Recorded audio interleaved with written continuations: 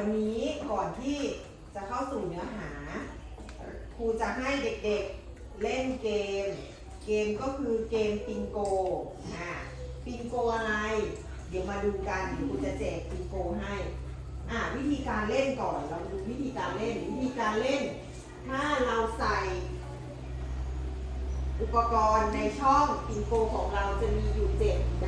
บบที่1แนวนอนด้านบนแบบที่2แนวตั้งตรงกลางแบบที่3แนวนอนด้านล่างแบบที่4แนวตั้งฝั่งซ้ายมือของครูแล้วก็แบบที่5แนวเฉียงแบบที่6แนวมุม4มุมแบบที่7แนวตั้งฝั่งขวามือแนวเฉียงจะเฉียงมาจากซ้ายมาขวาหรือขวาไปซ้ายก็ได้นะคะประมาณนี้เดี๋ยวครูจะแจกแผนให้เดี๋ยวจะให้เล่นทุกคน1 2 3 4 5 1 2 3 4 5กลุ่มสุดท้าย1 2 3 4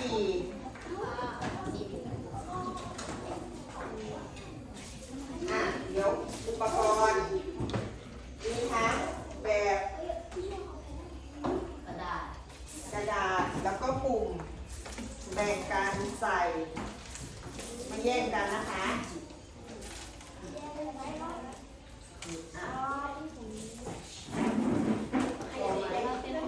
บอกว่าอย่าแย่งกันแบ่งกัน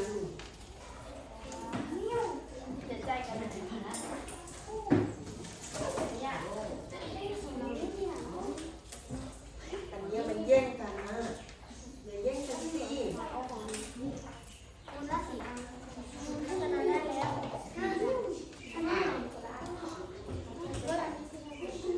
ตัวแรกยังไม่ต้องแบ่งเดี๋ยวใครมีค่อยใส่ใครมีเครื่องหมายหรือชื่อที่ครูจับหรือบอกแล้วค่อยใส่อุปกรณ์ลงไปอันที่1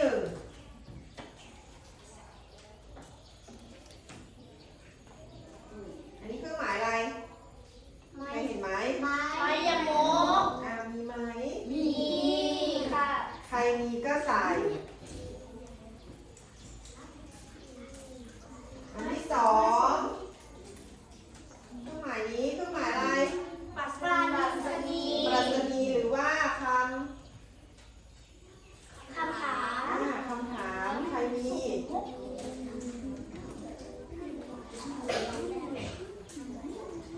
ต่อไปเครื่องหมายอะไรคะอัศนีเครื่องหมายเด็กเครื่องหมายอะไรตกใจมีไหมครับอันนี้เครื่องหมายเสมอหรือเท่ากับมีไหมใครจะโกแล้วบ้างยังไปแล้วเลย2ใกล้แล้วต่อไปคือจุดอะไรจุดไข่ปลาอันนี้เครื่องหมายอันนี้คืออะไข่ไรปลาใครมีบ้างมีค่ะ จะโกหรือยังครับจุดตาใช่ไหมครับใช่ไม่มี3จุดต่อไปเครื่องหมาย ไม่มี เส้นปลายเส้นปลามีไหมไม่มี อันนี้ไม่มีเหรอไม่มีอันนี้เครื่องหมายสองมีผ้ามีผ้ามีผ้าครับ มีไหมจะโกหรือยังโกละค่ะอันนี้เครื่องหมายปุ่มสัญญาเดียวบิโก้ครับไหนบิงโกกี่คนคนบิงโกแรกเนนมีเครื่องหมายอะไรบ้างไม้มะยมฮะไม้ไม้อะไรอันประกาศ ยว เดียวอาจจะเจรีเสมอภาพว่า เสมอภาคไม่ใช่เสมอภาคอ่ะเอิร์ธมีอะไรบ้าง อาจจะเจรี อ่ะ นวิภาค อ่ะ ค้าสัญญา อ่ะ แม่สมบัติรัตนี ปรัชนีไม่ใช่ปรัชนีอ่ะปรัชนีอ่ะเด็กๆรู้คร่าวๆแล้วอ่ะเดี๋ยวเล่นแค่1 รอบพอเก็บก่อนเราเข้ามาสู่เนื้อหา เด็กๆพอจะรู้จักเนื้อหา หรือเครื่องหมายบ้างแล้วใช่ไหมเลย ค่ะ เดี๋ยวจะให้เล่นอีกตอนท้ายมีให้เล่นอีกตอนท้ายอันนี้คือเครื่องหมายอะไรเอ่ยที่เล่นไปเขาเรียกว่าเครื่องหมายอะไร เครื่องหมายวรรคตอนเครื่องหมายวรรคตอนหมายถึงอะไร เครื่องหมายวรรคตอนหมายถึงเครื่องหมายที่ใช้ประกอบในการเขียน เมื่ออ่านข้อความที่ใช้เครื่องหมายบางชนิด ต้องทำเสียงให้สอดคล้องกับข้อความ เครื่องหมายวรรคตอนบางชนิด ใช้แยกส่วนแยกตอนหรือบางชนิดต้องอ่านเครื่องหมายนั้นๆอันนี้คือความหมายมันมาดูเครื่องหมายวรรคตอนชนิดที่1อันนี้คือเครื่องหมายอะไร อัศเจรี อ่านว่าอัศ เจรี อัศเจรี ใช้เขียนตอนไหน เขียน หลังคำอุทา หลั น งคำอุทานหรือข้อความที่มีลักษณะคล้ายคำอุทานเพื่ออ่านออกเสียงแสดงความรู้สึกแบบไหนบ้าง ดีใจเสียใจตกใจแปลกใจประหลาดใจเช่นชัยโยอ๋อโอ้ย เครื่องหมายนี้ถ้าชัยโยจะทำเสียงเศร้าหรือเสียงดีใจ ดีใจ อ๋อคือ เข้าใจ ใจโอ๊ย เจ็บปวด เสียใจเจ็บใช่ไหมโอ๊ยแบบนี้ต้องมีน้ำเสียงแบบหนักเบาด้วยใช่ไหมคะเมื่อกี้เครื่องหมายเขาบอกความหมายเขาบอกว่าเครื่องหมายวรรคตอนถ้าใช้กับคำในภาษาไทย เวลาใช้ต้องมีเสียงของมันด้วยถ้าดีใจก็ตื่นแบบทำเสียงตื่นเต้นตกใจถ้าอ๋อก็เหมือนนึกออกแล้วทำสีหน้าท่าทางไปด้วยถ้าเสียใจก็โอ๊ยใช่ไหมทำเสียงแบบโอ๊ยฉันเจ็บอย่างเงี้ยเนาะอันนี้เครื่องหมายอะไรนะ อัศเจ เจ รี รีต่อไปเครื่องหมายนี้คือเครื่องหมายอะไร ปรัชนี ปรัชนีคือเครื่องหมายอะไร เครื่องหมายทำให้กับอย่างท้ายประโยคทำอย่างระบุคำ เช่น คุณชื่ออะไรทำไมเธอสอบได้คะแนนเต็มทุกวิชาบ้านของคุณอยู่ที่ไหน ส่วนมากเครื่องหมายแบบนี้ในประโยคคำถามของภาษาไทยจะใช้ไหม ไม่ค่อยเห็นเนาะเครื่องหมายคำถามในประโยคของภาษาไทยจะไม่ค่อยเห็นส่วนมากจะอยู่ใน วิชาอังกฤษ ภาษาอังกฤษจะใช้เครื่องหมายนี้ตลอดในประโยคคำถาม แต่ถ้าในภาษาไทยจะไม่ค่อยเห็นจะไม่ค่อยใช้ แต่จะใช้คำว่าอะไรอย่างไรทำไมที่ไหนแทนท้ายประโยคแล้วก็ต้นประโยคต่อมาคือเครื่องหมายอะไรเอ่ย อัญญประกาศ อัญญประกาศอ่านว่าอัญญอัญญยอผู้หญิงตัวนี้ออกเสียงกึ่งเสียงนะคะอัญญประกาศจะเป็นเครื่องหมายแบบนี้เหมือนเครื่องหมายลูกน้ำสองตัวสองฝั่งนะคะจะใช้สำหรับพร่องคำหรือข้อความที่เป็นคำพูด เพื่อเน้นข้อความนั้นให้เด่นชัด เช่นประโยคแรกว่า คุณแม่บอกว่าให้รีบกลับบ้าน ประโยคที่สอง คุณยายกำลังทำอะไรอยู่คะมันไม่ถาม ประโยคที่สาม เดี๋ยวไปตลาดพร้อมกันนะคุณปู่กับคุณบอก อันนี้ใช้กับคำพูดที่เน้นข้อความนั้นส่วนมากเห็นบ่อยไหม บ่อย นะ ไม่ ไม่เห็นทำไมถึงไม่เห็น ไม่ค่อยเห็นเพราะไม่ค่อยได้อ่านหนังสือใช่ไหมประโยคอันนี้จะอยู่ในประโยคที่เป็นคำพูด เน้นคำพูดนั้นๆนะคะอ่ะต่อมาคือเครื่องหมายอันนี้เคยเห็นไหม มหาภาค มหับภาคมะหับภาคมะหับภาคนะคะคือเครื่องหมายจุดกลมๆจุดในภาษาไทยจะเขียนไว้หลังตัวอักษรหรือตัวเลขถ้าในตัวเลขก็วิชาคณิตศาสตร์ถ้าในภาษาอังกฤษมีไหม มีครับ มีแต่ใช้ว่าจุด stop ใช่ไหม กุสโต หลังประโยคธรรมดาใช่ไหมคะไม่ใช่ประโยคคำถามแต่ถ้าในภาษาไทยใช้ไว้ไหนบ้างก็คืออันที่หนึ่งใช้ไว้หลังตัวอักษรย่อคืออันที่หนึ่งคือย่ออะไรเอ่ย ม มอจุดคอจุดย่อมาจาก มหาราคม มกราคมคือชื่ออะไร เดือน เดือนอันที่สองเพื่อแสดงว่าจบประโยคหรือจบความเช่น รออีรอก รีนอจุดกระดูกแหลมที่หัวกุ้งคำว่ากรีตัวนี้เป็นลักษณะแหลมๆที่หัวกุ้งเคยเห็นไหม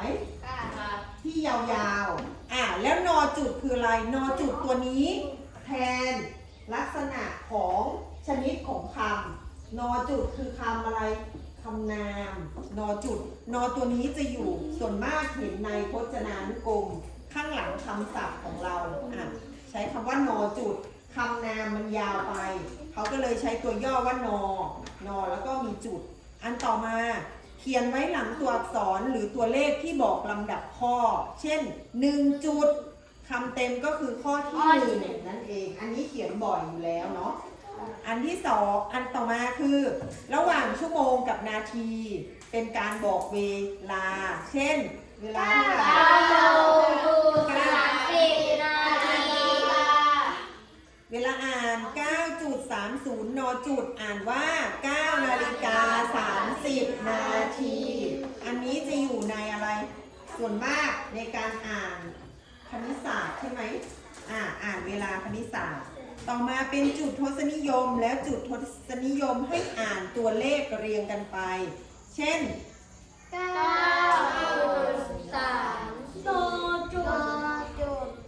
อ่านว่า 9 นาฬิกา 30 นาที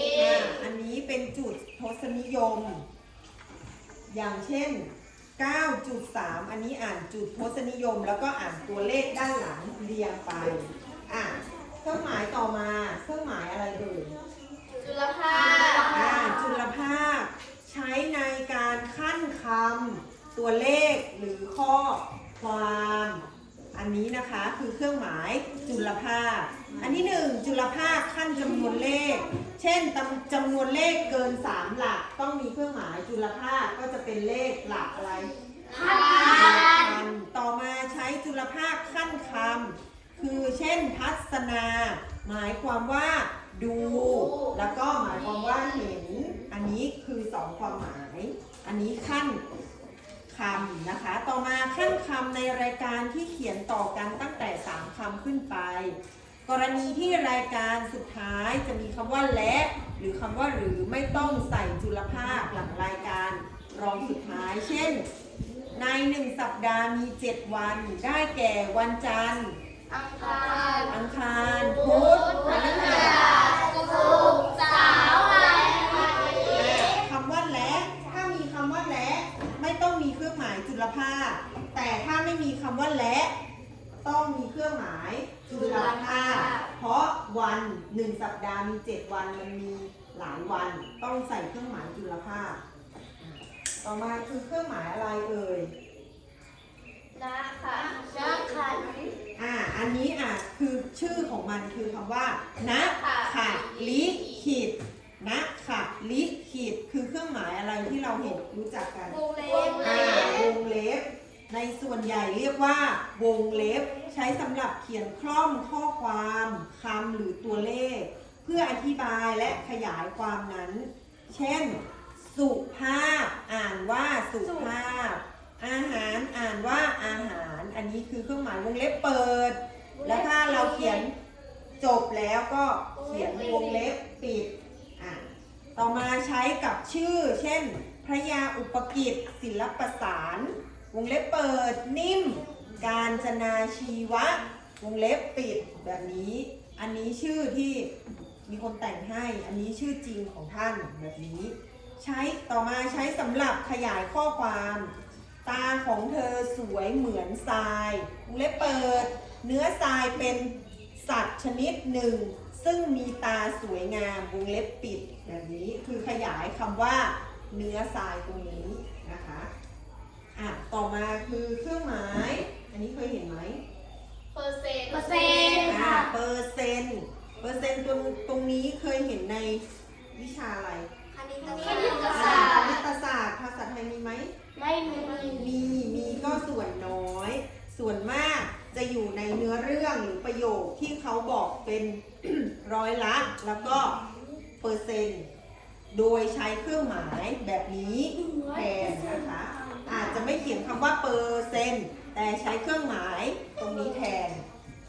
เครื่องหมายแบบนี้แทนต่อมาเมื่อกี้เครื่องหมายอะไรไม้ยมกใช้เขียนไว้หลังคำหรือข้อความเพื่ออ่านคำหรือข้อความนั้นซ้ำกัน2 รอบต้องอ่านซ้ำกัน2 รอบนะคะไม้ยมกเช่นเด็กเล่นของเล่นเธอเดินไปอย่างไม่มีจุดหมายจะใช้คำว่าเธอเดินไปได้ไหมไม่ได้ต้องเธอเดินไปอ่าน2 ครั้งแต่เด็กมี1 พยางค์ก็อ่านแค่1เด็กถ้าคำว่าเดินไปจะอ่านว่าเดินไปไม่ได้เธอเดินไปมันจะมีเฉพาะบางคำเท่านั้นที่เขาให้อ่านแค่คำเดียวเครื่องหมายต่อไปคือเครื่องหมายปยานน้อยเคยเห็นไหมปยานน้อยปยานน้อยไว้ใช้เขียนท้ายคำเพื่อละเนื้อความหรือชื่อเฉพาะส่วนหลังโดยทั่วไปผู้อ่านควรทราบอยู่แล้วทำไมใช้คำนั้นสั้นลง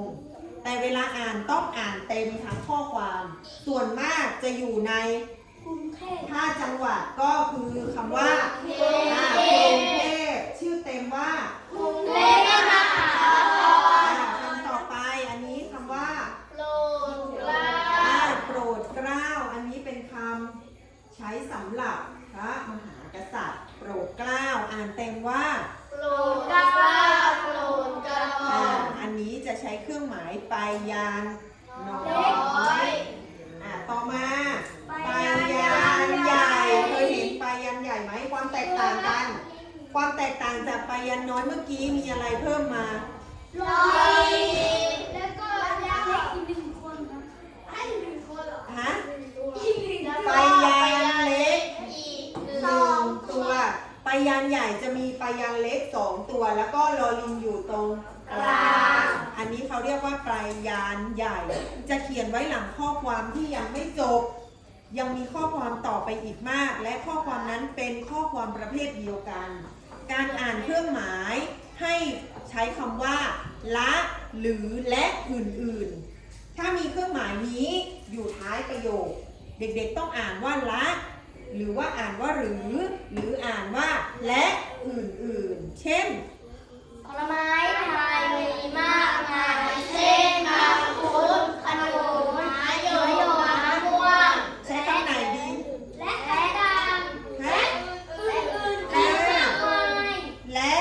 อื่นๆหรือจะใช้คำว่าละก็ได้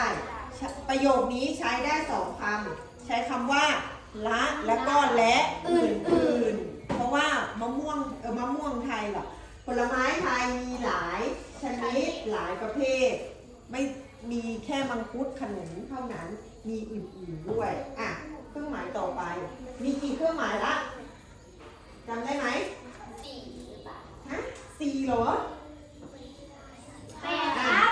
แล้วเหรออ่ะต่อมาคือเครื่องหมายอะไรพับเครื่องหมายพับตัวนี้เห็นได้ไหน บ้านเลขที่ บ้านเลขที่อะไรอีก ชั้นที่ ชั้นวันเดือนปีเกิด ระดับชั้น ระดับชั้นอ่ะเครื่องหมายพับเขาบอกให้เขียนหลังจำนวนตัวเลข เพื่อแบ่งจำนวนย่อยออกเป็นจำนวนใหญ่ การใช้เครื่องหมายพับตัวอย่างแรกอยู่ในบ้านเลขที่อ่านว่าอะไร บ้านเลขที่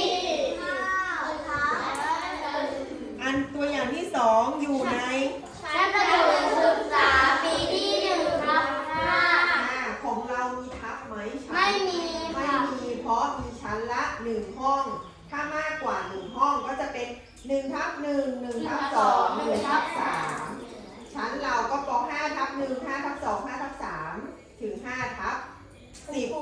ส่วนมากก็จะมีมากสุดคือ10ห้อง แต่ของเรามันมีเด็กน้อยเนาะก็เลยมีห้องเดียวก็คือชั้นประถมศึกษาปีที่5อย่างเดียวไม่มีทับเนาะต่อมาคือเครื่องหมายอะไร เท่ากับเสมอภาค เครื่องหมายเท่ากับหรือเครื่องหมายเสมอภาคชื่อในภาษาไทยว่าเสมอภาคแต่เราจะชอบเรียกว่าเท่ากับแต่ใช้กับคณิตศาสตร์มากที่สุดเนาะมักใช้กับคณิตศาสตร์การใช้เครื่องหมายแสดงเสมอภาคในทางคณิตศาสตร์จะใช้กับการบวกการลบการคูณการหารเพื่อให้รู้ว่าข้างหลังโจทย์เป็นคำตอบเท่าไหร่นะคะต่อมาใช้เพื่อแสดงความหมายที่จะกล่าวถึงเช่นสีดำบอกถึงความหมายถ้าเราไม่เขียนว่าหมายถึงเราก็ใช้เครื่องหมายเท่ากับได้สีดำหมายถึงความลึกลับน่ากลัวจะไม่ใช้คำว่าหมายถึงแต่ใช้เครื่องหมายเท่ากับได้ในภาษาไทยบางครั้งเท่านั้นแต่ไม่ใช้บ่อยเหมือนคณิตศาสตร์เนาะต่อมาเครื่องหมายบุพสัญญาเหมือนเครื่องหมายอันนั้นไหม เหมือนมาก เหมือนแต่ตัวนั้นเครื่องหมาย มีสอง มีสองคือเครื่องหมายอะไรที่ก่อนหน้าน่ะอัญญะ ประกาศ อัญญประกาศจะมีอยู่สองฝั่งใช่ไหมแต่อันนี้คือเครื่องหมายบุพสัญญามีแค่ฝั่งเดียวคือเราใช้ยังไงใช้แทนคำหรือข้อความที่เหมือนกับคำหรือข้อความในบรรทัดก่อนหน้าให้อ่านเหมือนคำหรือข้อความที่บรรทัดก่อนหน้าเช่นการใช้เครื่องหมายบุพสัญญาจะใช้ตอน1อ่านว่า1แต่เราเหมือนไม่อยากเขียนคำว่าอ่านว่าเยอะก็ใช้เครื่องหมายบุพสัญญาแทน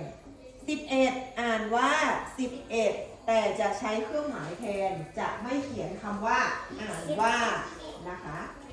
พระเนตรอ่านว่าพระเนตรพระโขนงอ่านว่าพระโขนงแต่ไม่เขียนคำว่าอ่านว่าจะใช้เครื่องหมายบุพสัญญาเด็กๆเคยใช้ไหมไม่ค่อยได้ใช้แต่ส่วนมากจะใช้ในภาษาไทยเครื่องหมายนี้จะไม่ค่อยได้ใช้เยอะถ้าไม่เขียนคำซ้ำๆกันนะคะต่อมาคือเครื่องหมายอันนี้คือเครื่องหมายอะไร ยัตติพัง ยัตติพังเคยใช้ไหมเคยเห็นไหม ไม่เคย ยัตติพังคืออะไรยัตติพังคือใช้เขียนไว้หลังคำหรือข้อความเช่นใช้เขียนแยกพยางค์เพื่อบอกคำอ่านอันนี้เคยเขียนไหม กตัญญูเคยเขียน กตัญญูอ่านว่ากตัญญูแล้วเขียนเครื่องหมายยัตติพังหรือเครื่องหมายขีดตรงกลางใช่ไหมคะเราจะใช้ตอนเขียนคำอ่านถ้าเขียนในตัวเลขบ้างเพื่อบอกเวลากับสถานที่เช่น10 นาฬิกาถึง11 นาฬิกาแบบนี้ถ้าบอกเวลาบอกสถานที่จะใช้คำว่าถึงแต่อันนี้ไม่มีคำบอกใช่ไหมว่าเขียนอะไรส่วนมากจะบอกว่าขีดกะขีดตันขีดยูหรือใช้คำว่าแดดส่วนมากจะใช้แบบนี้ แล้วก็ใช้บอกสถานที่เชียงใหม่ถึงระยองระยองไม่ใช่ระนองระยองค่ะอันนี้ถ้าบอกช่วงเวลากับสถานที่ขีดตัวนี้จะใช้คำอ่านว่าถึงแต่ถ้าใช้บอกแยกพยางค์จะไม่บอกว่าอะไรแต่ส่วนมากจะบอกว่าเด็กหรือขีดเนาะเครื่องหมายต่อมา สัญประกาศ เครื่องหมายสุดท้ายสัญญประกาศเคยใช้บ่อยไหม เคยใช้บ่อยค่ะ เครื่องหมายสัญญประกาศจะเป็นเครื่องหมายขีดเส้นใต้คำหรือข้อความที่ต้องการเน้นพิเศษ เพื่อให้สังเกตได้ว่าชัดเจน เช่น วันสงกรานต์ตรงกับวันที่ 13 ถึง 15 เมษายนทุกปีหมายเหตุให้นักเรียนปฏิบัติตามระเบียบของโรงเรียนให้นักเรียนเลือกคำตอบที่ถูกต้องที่สุดเพียงข้อเดียว อันนี้คือเครื่องหมายสัญญประกาศมีทั้งหมดกี่เครื่องหมาย มีทั้งหมด13เครื่องหมายครับ ฮะ 13เหรอ 13หรือเท่าไหร่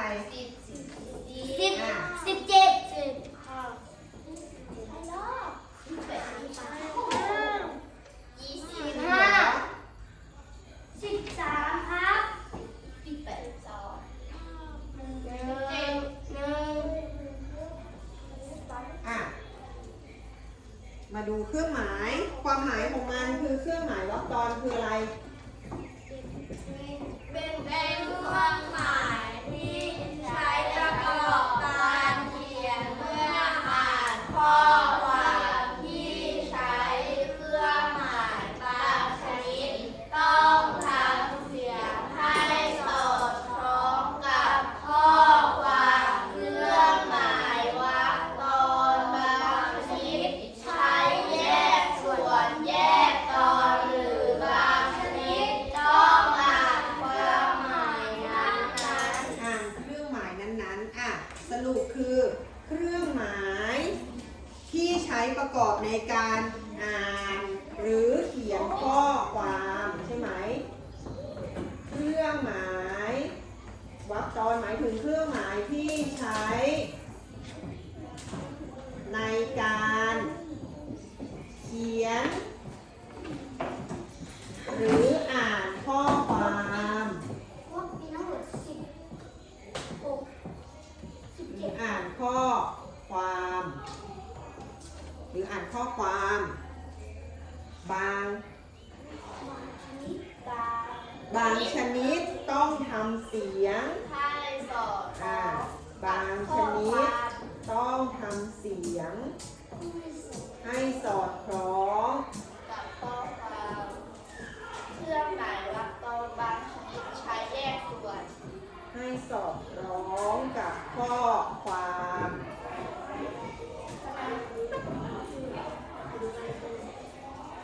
บางชนิดแยกส่วน แยกตอน บางชนิดใช้แยกส่วนแยกตอน ใช้แยกส่วน แยกตอนบางชนิดต้องอ่านความเครื่องหมายนั้น อ่านเครื่องหมายเครื่องหมายนั้นชนิดของเครื่องหมายมีกี่ชนิด ชนิดของเครื่องหมายวรรคตอน มี17ชนิดครับ19ค่ะ มีกี่ชนิด 19 อันที่หนึ่ง 20อัสเจรี อัสเจรี อันที่หนึ่งอัสเจรี อันที่สอง ปรัชนี ปรัชนี อันที่ ที่3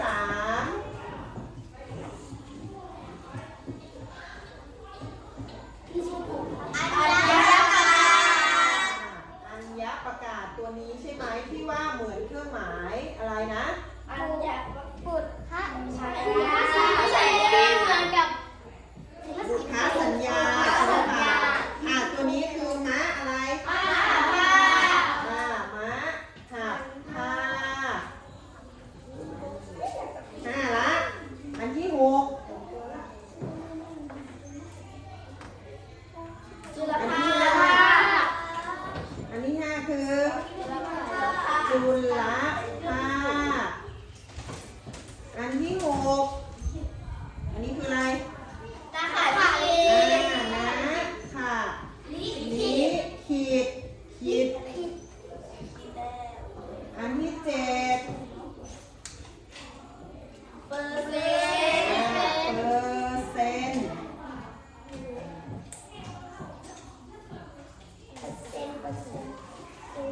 อันต่อไปอันที่8ไม้โย ไม้ยมกอันที่9ไม้ไปยังเล็กไปยังน้อย อันนี้ไปยานน้อยก่อน ไปยังใหญ่ไปยังเล็ก ไปยานน้อยแล้วก็ไปยาน ใหญ่ อันที่10คือ ไปยังใหญ่ ไปยานใหญ่ต้องมีอะไรเพิ่มมา ลอลิงกับพยางเล็กคนพยางน้อยตัวเล็กวัว ฮะอ่านว่า1ตัวหรือ1คน1 ตัว1ตัวไม่ใช่1คนอันนี้คือไปยานใหญ่11คือทับเครื่องหมายทับ12นี่คือเสมอภาค13บุพสัญญา บุพสัญญา สัญญาค่ะไม่ใช่สัญญาณ บุพสัญญาอันต่อไปยัตติ ยัตติทาง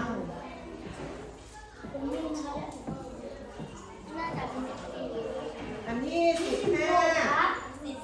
หรือ16อันนี้คือสัญญาประกาศ สัญญาประกาศ16ครับ16ครับยังจะ19ครับ มีเท่าไหร่เลย 16 15ค่ะมี15มันซ้ำกันหรือเปล่า ทหารค่ะแล้วมีในนี้มีเยอะเนาะ อันที่1คืออัญญประกาศอันที่2คือปรัชนีอันที่1คืออัศเจรี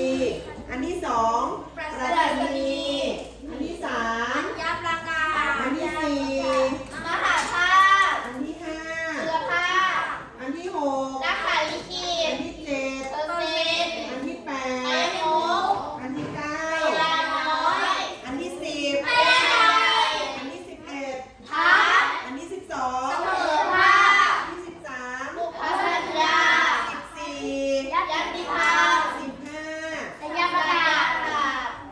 มีทั้งหมดเท่าไหร่ 15 15 ชนิด ต่อไปจะเป็นกิจกรรม อันนี้ครูจะให้เด็กๆทำที่ขั้นหนังสือ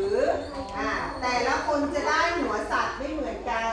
แล้วเด็กๆเขียนชื่อของเครื่องหมายวรรคตอนลงไปให้ตรงกับภาพครูมีรูปเครื่องหมายวรรคตอนให้ แล้วเด็กๆเขียนชื่อเครื่องหมายวรรคตอนลงไปนะคะ คนละ1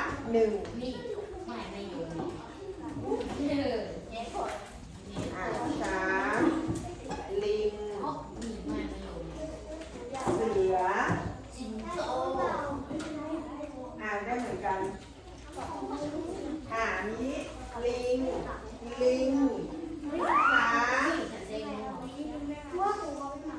พี่ต้องขอตา อ่ะ แต่ว่าอันนี้ลูกค้าสามารถสลับกันในกลุ่มได้ไหมคะ สลับกันได้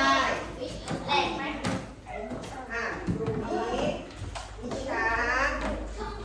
มีหมานะ จะได้เลย กระบี่แล้วก็กระบี่กวางแล้วแต่สลับกัน อ่ะได้แล้วเด็กๆ ลองดูซิว่าเครื่องหมายของหนูที่ได้ คือเครื่องหมายอะไร ไม่ต้องเขียนตัวใหญ่บ้างมันจะเกินช่อง เขียนตัวพอดี แต่ให้อ่านออกอ่ะดูภาพก่อนแล้วถึงจะเขียนออกมาได้ว่าสัญลักษณ์หรือเครื่องหมายของตัวเองคืออะไร อันแรกคือเครื่องหมายอะไร อัสเจรี ฮะ ปัสสาวะของหนูเป็นหัวใจ ไม่ใช่ ปลาสนี เครื่องหมายอะไร เขียนปีปัสสนี ผิดก็ลบ หรือจะให้มันผิดเลยคะ อันที่สองคือเครื่องหมายอะไร ปลาสนีปัสสาวะ ในโจทย์ของเราลูกในแบบฝึกของเรา อันที่สามคือเครื่องหมายอะไร นักข่าวชื่อผิด ฮะ นักข่าวชื่อผิดอาญาประกาศ เครื่องหมายอะไร อาญาประกาศ ช่องที่สี่ภาพที่สี่คือเครื่องหมายอะไร ทับ อันที่ห้าคือเครื่องหมาย อันที่ห้าอยู่ไหน ยติค่ะ อันที่ห้าคือยัตติพานอันที่หกคือ จุลภาพ จุลภาพ อันที่เจ็ดคือ อัสเจรี อันที่แปดคือ มหาภาพ มหาภาคค่ะไม่ใช่ภาพมหาภาค อันที่เก้าคือปลายอะไร ปยัญน้อย อันที่สิบคือ ปยัญใหญ่ อันที่11คือ จุดไข่ปลา จุดอะไรนะ จุดไข่ปลา จุดไข่ปลา อันสุดท้ายคือ สัญลักษณ์ประกาศ สัญญาประกาศ ส่วนจุดไข่ปลา3จุด มันไม่มีในที่ครูบอกใช่ไหม แต่มีในเกมปิงโกที่ให้เล่นใช่ไหมคะ คือเครื่องหมายอะไรนะ จุดปลาไข่จุดไข่ปลา จุดไข่ปลา จุดปลาไข่ไม่มีค่ะเดี๋ยวให้เวลาทำ10 นาที ทำเสร็จแล้วระบายสี แล้วก็ตัดตามรอย ให้เป็นรูป เป็นหัวสัตว์ แล้วก็เป็นที่ขั้นหนังสือนะคะ อันนี้คือที่ขั้นหนังสือตัดตามรอยให้เรียบร้อยสวยงามเขียนให้เสร็จก่อน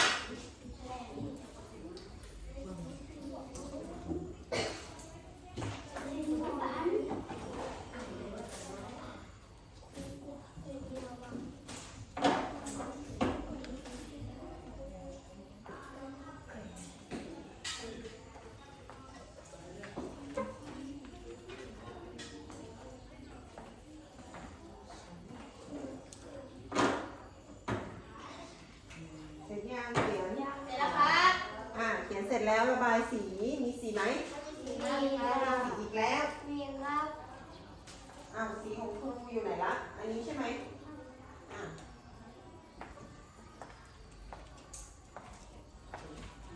เสร็จแล้วค่ะ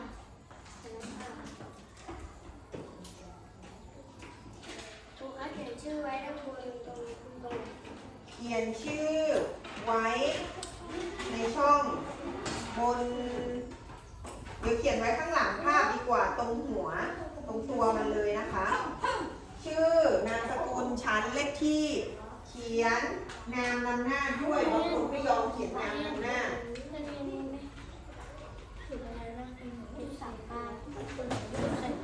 อ่ะเสร็จกันแล้ว เดี๋ยวครูจะสรุปให้ฟังอีกทีอ่ะเด็กๆนั่งก่อนเดี๋ยวค่อยระบายสีอ่ะเครื่องหมายวรรคตอนมีทั้งหมดกี่เครื่องหมายให้เราเรียน15 เครื่องหมายใช้ในการเขียนและอ่านข้อความบางชนิดต้องทำเสียงให้สอดคล้องกับข้อความด้วย เช่นเครื่องหมายคำถามเครื่องหมายตกใจหรืออัศเจรีนั่นเอง แล้วก็บางชนิดแยกส่วนแยกตอนต่างๆบางชนิดอ่านเครื่องหมายนั้นๆไปด้วยเครื่องหมายมีทั้งหมด15ชนิดเนาะที่เราได้ใช้กันเดี๋ยวถ้าไม่เสร็จเหลือส่วนมากจะเหลือระบายสีใช่ไหมคะระบายสีกับตัดแล้วก็เขียนชื่อไว้ด้านหลังนะคะพลิกด้านหลังแล้วเขียนไว้ตรงหัวของตุ๊กตาเขียนชื่อนามสกุลชั้นเลขที่ให้เรียบร้อยแนวขวางก็ได้แนวนอนก็ได้แล้วเจอกันคาบหน้าไว้สอบคาบหน้าไว้ส่งงานคาบหน้าค่อยมาเจอกันใหม่นะคะนักเรียนทั้งหมดทำความเคารพขอบคุณครับคุณครู เก็บอุปกรณ์ทุกอย่างให้เรียบร้อยเดี๋ยวคาบหน้าระบายสีตัดมาส่งให้เรียบร้อยนะคะ